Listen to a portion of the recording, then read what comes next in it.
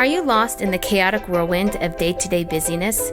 Do you yearn for a deeper sense of meaning and purpose in your life? Welcome to Be You, Your Story, Your Purpose, the podcast dedicated to empowering women on their journey of self-discovery and finding their true purpose through their own story. I'm your host, Brenda Simmons. Welcome, my friends, to the podcast. I am so glad to be with you here today.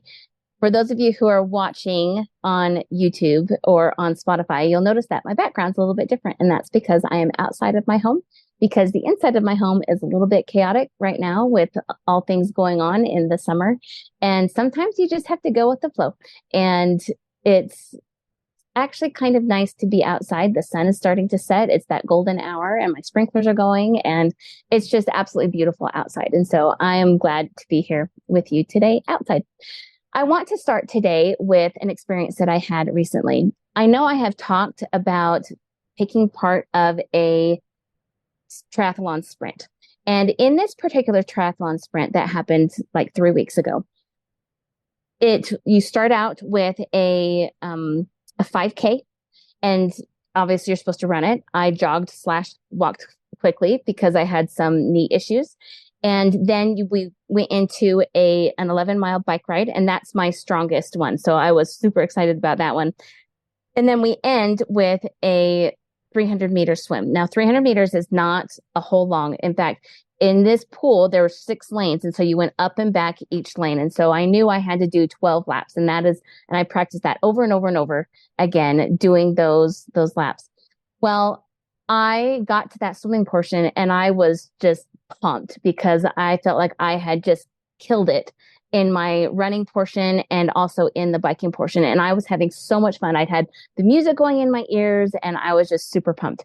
And I jumped in that pool and I started my swim. Now, in my practice, I kind of figured that my legs would be pretty tired because I would have just done the run and then also the bike ride. And so that's a lot of leg intensive exercising. And so I practiced a lot just doing my arms on the swim. I wanted to make sure that my arms could take over where my legs couldn't. And so many, many times I would practice just doing those arms. Well, what I didn't realize is how tired my whole body would be after doing that 5K and that 11-mile bike ride. I got into that pool and I was like, wow, I am really tired, super tired. And the pool was really full. There was a lot of people. So every time you got to one end of the pool, you kind of had to stop and navigate, figure out how you were going to get to that next end because there are just a lot of people to account for. And so there was a lot of people around the pool as well. It was very, very noisy. There are a lot of people in the pool, and on one end of the pool, I could hear my family and they're like, "Go, Brenda, and you can do it, Mom." And so that was really fun to have them there. Well, then on the other side of the pool, there's this guy, and he was a young man, and he had the kindest face. I just kind of would see him very, very briefly as I turned around, but he was there. And every time I got close to him, he would give some kind of specific encouragement. And at one point he said, "You're doing great. I need you to give me a big push off the side of the wall." And I was so tired that I was like, oh my gosh, I can totally do that. And I focused in on doing that immediate task. And I was like, okay, I can get that kick done and I can get to the other end. And I did that. And then I got back to him and he had another piece of advice for me. And so every time I got to that end, I would focus in on what he was saying. And I also noticed that it wasn't just me that he was talking to. He was talking to as many people as he could who were coming to that end. And every time it was, "You're doing great. Just breathe a little bit harder," or whatever it was. Like, it was different for every single person. And when I finally got done, I got out of the water. He said, "Congratulations, you need to go this way to finish the race." And he didn't have to do that. He didn't have to be there.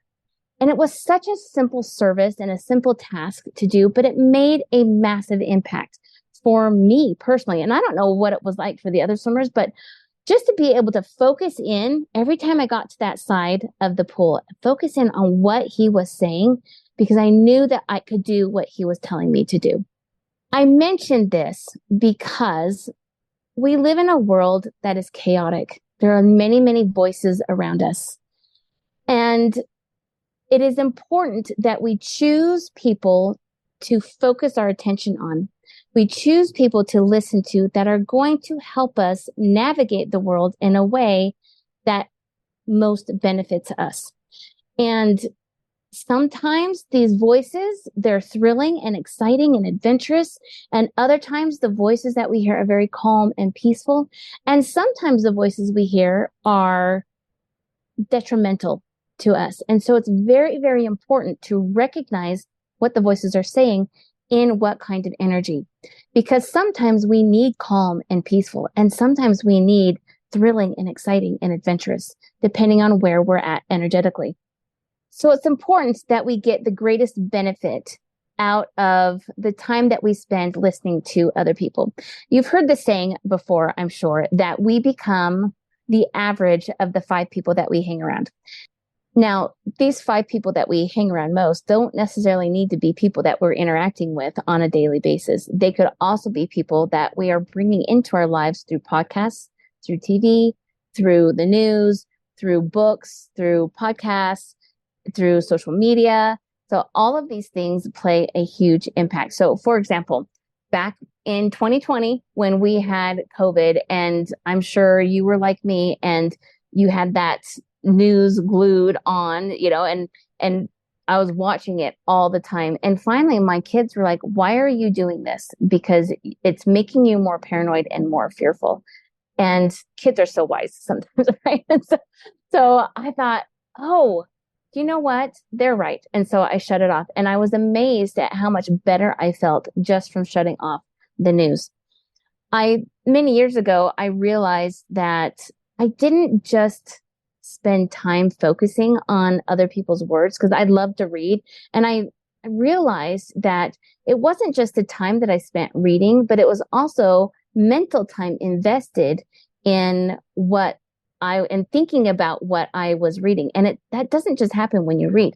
When you're listening to podcasts, when you're talking to other people, when you are looking at social media, it's not just the time you invest in that activity. It's also the time that you invest thinking about it. And you may not think that you do that, but everybody will do that. And so that is why we become the average of the 5 people that we hang around, or the 5 things that we're listening to. So I think you can expand that 5 to what you are focusing on. So I want to give you some tips on how to choose the right things to focus on, the things that are going to help you the most to navigate your life and to help you accomplish the goals that you want to do. So number 1, you want to look for those voices that support you in your desired goals, even if it's not something that they would want to do. So for example, I've got a friend whose son wants to go into the military, and it's totally not anything that she would wish for herself. It's not something that she thinks is very exciting, but he just spent a week out in 102-degree temperature in the desert in Nevada, going to this military camp, and he had a blast. You should see the pictures that she came back with her son, and he was all sweaty and he'd injured his arm, but he had the biggest smile on his face and he was absolutely glowing. And she was like, it was just fantastic to see him excited over something. And I'm so glad that he has found something that he enjoys and he's going for it, and he's doing all that he can. She totally supports him in that decision of going into this military activity. So number 2, you want to find the voices that believe that you can accomplish what you're doing. So this is kind of a nuance of giving you the support that you need. There is a little bit of a difference between supporting you, right, and actually believing that you can do it. I've been in situations myself where I've been asked to do things and come to find out that the people who asked me to do it, even though they obviously thought that I could, but when push came to shove and I was experiencing some difficulties and I expressed those difficulties, they totally undermined me, and it was very, very hurtful. And so you just have to be careful that you want to choose the people and listen to the people who believe that you can actually accomplish it. So this is somebody, and honestly, if they cannot support you and if they cannot believe that you can actually get to the finish line, they don't really support you 100%. They're not in there all the way. And so instead, what will tend to happen is you'll get, you'll start feeling self-doubt. You will start feeling maybe even some imposter syndrome. You'll start experiencing some fear. And this is all because that energy isn't totally there. And maybe they'll say comments of things. And so you just have to be careful. Do these people believe that you can actually accomplish that thing that you are setting out to do? So instead, listen to those people who authentically believe in your success. So that was number 2. Number 3, you want to listen to the people who give helpful suggestions on how to accomplish your goals, helping you to see things from a different perspective. And this is really important because sometimes we cannot see the forest through the trees. And meaning that sometimes we experience issues and problems and we don't understand it. We don't understand why, or we don't understand what we're doing wrong. And so it really helps to have that outside perspective, somebody who either has been there, done that, or can just see what you're experiencing and give you a different perspective so that you can solve the problems. And so that is having that, it's a heart of a mentor, right? That's the kind of person that you want to listen to. Number 4, you want to listen to the people who will meet you where you're at and communicate in a way that you will understand. So just going back to this pool guy, I had practiced enough that I knew what I was doing, and he could see that I knew what I was doing. And so when I got to the end and he was like, just give me a big push. You're doing great. He didn't have to tell me, big arms, or, you need to be more consistent in your breathing. He could see what I was doing, and he could tell that what I needed was just that little bit of extra push. And that's exactly what he did. He didn't give everybody the same advice. That was the other thing. He saw the individual and what that person needed to hear, and that's what he said. So that's number 4. Number 5 is they cheer you on and give you encouragement. So this is like my family on the other side of that pool. They were all, go, Brenda. And I could hear them, go, Mom, you've got this. And even though they didn't get into the technicalities of what I should do, just that cheering me on and being supportive in that way was super huge for me. And it was so fun to have them there. Now, there is a caveat with this. You need to beware. Remember, we talked about nice versus kind and counterfeit emotions. We've talked about this in a couple, 3 of my different episodes. There is a difference between nice versus kind. We want to find the people who are genuine, who are kind, and who aren't going to swoop in and rescue you out of a situation. That's not what you need. You need to have somebody who will believe that you can go through what you're going through and not try to guide you around it. Because the way to really overcome our problems is through them, not around them. And so we want to surround ourselves with people who are willing to help you to see the path through and willing to help you find the tools to get there. This is the kind of encouragement that helps you to stand tall, helps you to face those challenges, helps you to be a better person, helps you to overcome your fear. So those are the kind of people that you want to look for. Lastly, this is number 6. You want to find the people and focus on their voices who challenge you to dig a little bit deeper and to be a little bit better. So, and you may not want their correction because that's what that could require. A gentle correction of, hey, you might want to consider changing the way you're doing this, or calling you out on the bull crap that you do. And that has been really important in my life. And you know who are the most important people who do that? My kids call me out on my crap all the time. And sometimes it's really annoying. But there's other times when I'm like, okay, you're right. I need to stop what I'm doing and I need to change. But they do it out of love. And I know that they do it out of love. And I know that they are trying to help me to be a better person, just like I try to do the same thing for them. So I want to give you an example. I was taking a public speaking class in college and I gave this one speech and I thought this speech was awesome. I really did.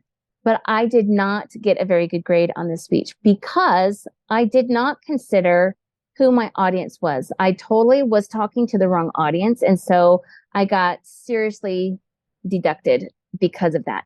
And I was really ticked off when I was going home after getting this grade. And I thought, how dare that teacher give me this poor grade? That was an awesome speech.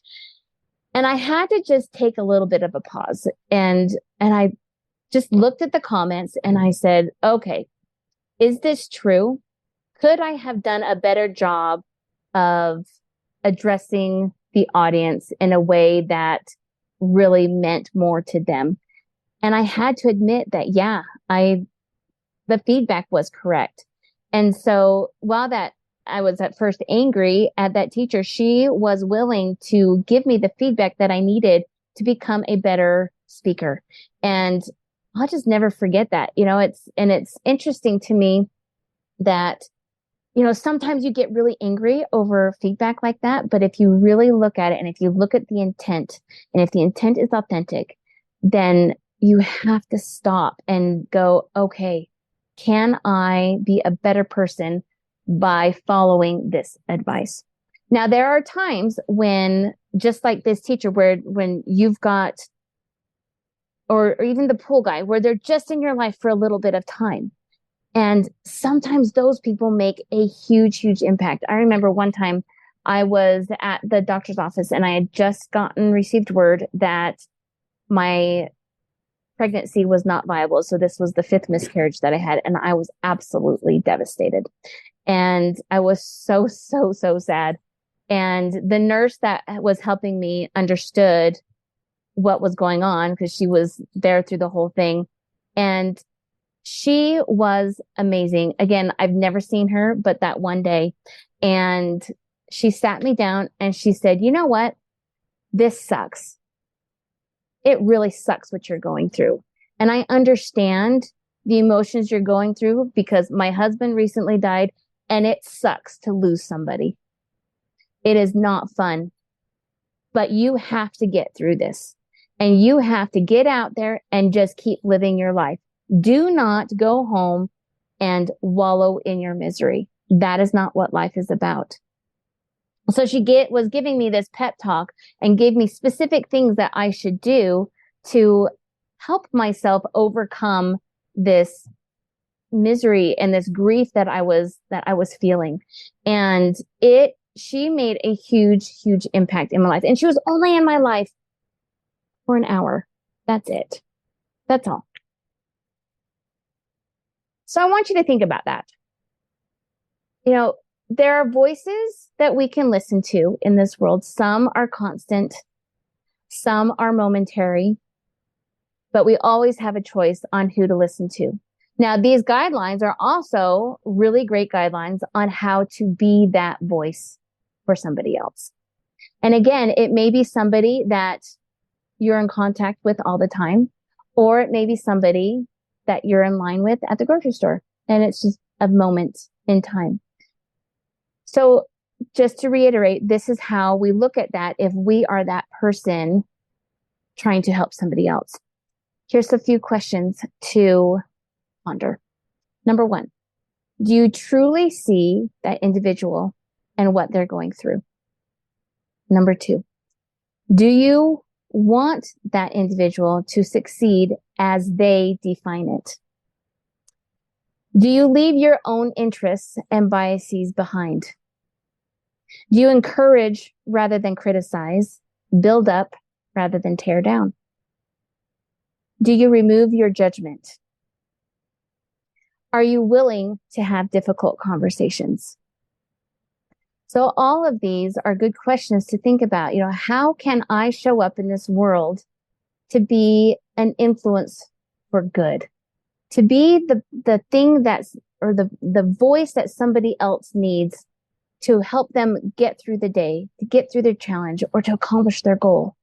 We can be that voice, and it takes some practice, because sometimes, I know for myself especially, sometimes I get super wrapped up in what I'm doing, and I'm not always cognizant of how that's impacting other people. And so it does take a little bit of self-awareness and intention to show up as that person. We all have these opportunities. Every single day we have these kinds of opportunities to lift others. We can, who we listen to and how we choose to show up in other people's lives has a far-reaching impact, so much more than what I think that we believe. So I hope these guidelines help you out. I hope you can keep them in mind as you are listening to all of the noise of the world, and as you are, trying to navigate that yourself, while also helping other people to find that positive voice as well. And with that, I hope you know that your purpose is in your story and that you can do it. Until next time, take care. Celebrate your dreams, let them take flight, for you are a star, shining bright in every step you take. Let your